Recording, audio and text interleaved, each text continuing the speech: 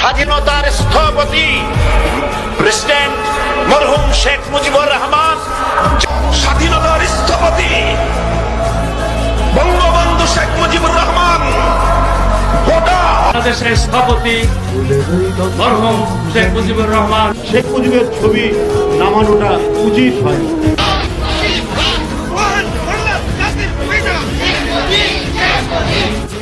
মানে বাংলাদেশ বঙ্গবন্ধু একটা স্বাধীন দেশ, যার জন্ম না হলে আমি সেনাবাহিনী প্রধান হতে পারতাম না, যার জন্ম না হলে রাষ্ট্রপতি হতে পারতাম না, যার জন্ম না হলে এই সংসদের বক্তব্য দিতে পারতাম।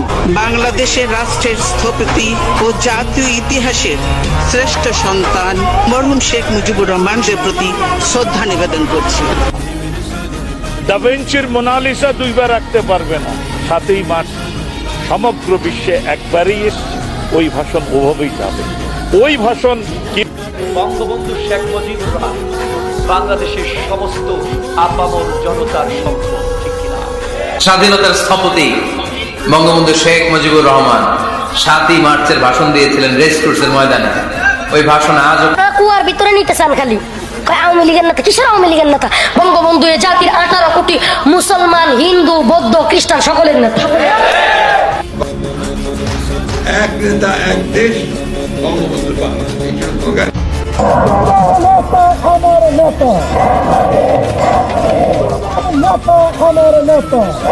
আওয়ামী লীগ দেশের স্বাধীনতা লড়াই করে জন্য